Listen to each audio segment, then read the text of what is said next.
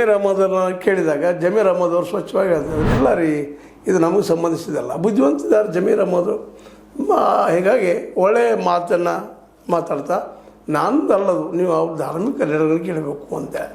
ಅದೇ ಕಾಲಕ್ಕೆ ಇಲ್ಲೊಂದು ಭಾಳ ಸೂಕ್ಷ್ಮವಾಗಿ ಗಮನಿಸಬೇಕಾಗಿದ್ದು, ಜೆ ಡಿ ಎಸ್ಗೆ ಹೋಗ್ತಾರೋ ಅಂತೇಳಿ. ಮತ್ತು ಜೆ ಡಿ ಎಸ್ಗೆ ಮೊದಲೊಂದು ಚರಿಸ್ಮಾ ಇತ್ತು.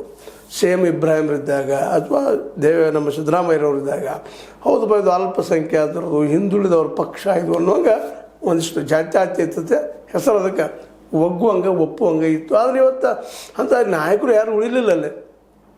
ಮತ್ತು ಮುಸ್ಲಿಮ್ ಸೇಮ್ ಇಬ್ರಾಹಿಂ ಸ್ವತಃ ಒಂದು ಪಕ್ಷ ಕಟ್ಟಲಿಕ್ಕೆ ಶುರು ಮಾಡಿಬಿಟ್ರು, ಹೊರಗೆ ಬಂದರು. ಅದೇ ಕಾಲ ಜೆ ಡಿ ಎಸ್ದಲ್ಲಿದ್ದಂಥ ನಮ್ಮ ಏನೋ ಎಚ್ ಡಿ ಕುಮಾರಸ್ವಾಮಿಗಳ ಬಗ್ಗೆ ಆಯಿತು, ದೇವೇಗೌಡರ ಬಗ್ಗೆ ಆದರೂ ಟೀಕೆ ಮಾಡಿದರು, ಎಲ್ಲ ನೋಡಿದ್ವಿ ನಾವೀಗ. ಹೀಗಾಗಿ ಮುಸ್ಲಿಮರು ಒಂದು ಹೊಡೆದು ಬಿದ್ದಕ್ಕಾಗಿ ಮತ್ತಷ್ಟು ಅಲ್ಲೇ ಹಿನ್ನಡೆ ಅನುಭವಿಸುವಂಥದ್ದು ಜೆ ಡಿ ಎಸ್ಗೆ ಬಂತು ಮೈಸೂರು ಭಾಗದಲ್ಲಿ ಅಂತೇಳಿ.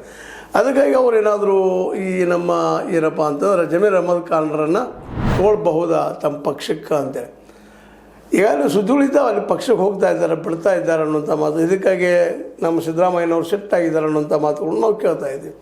ನಿಜವಾಗಿಯೂ ಆ ಪಕ್ಷಕ್ಕೆ ಹೋಗ್ತಾರೆ, ಹೋದ್ರೆ ಅವ್ರು ಲಾಭನ ಈ ಸದ್ಯ ಅನ್ನುವಂಥದ್ದು.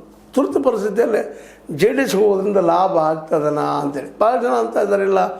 ಅದು ಮೈಸೂರು ಭಾಗದಲ್ಲೇ ಒಳ್ಳೆ ಹಿಡಿತವನ್ನು ಸಾಧಿಸಿಕೊಂಡದ. ಜೊತೆಗೆ ಲಿಂಗಾಯತ್ ಮತ್ತು ಒಕ್ಕಲಿಗರ ಲಾಬಿ ಕೂಡಿದ್ರೆ ಈ ಸಲ ಇಲ್ಲೇ B J P plus J D S ಸರ್ಕಾರ ಬರೋ ಸಾಧ್ಯತೆಗಳಿದ್ದಾವೆ. ಅದ್ರಾಗ ಏನಾದರೂ ಬರ್ತಿರೋ ಅಧಿಕಾರ ಸಿಗ್ತದೆ ಅನ್ನುವಂಥ ಮಾತನ್ನು ಇರ್ಬೋದು, ಇಲ್ಲಂತಲ್ಲ ಆ ಲೆಕ್ಕಾಚಾರ ಇರ್ಬೋದು.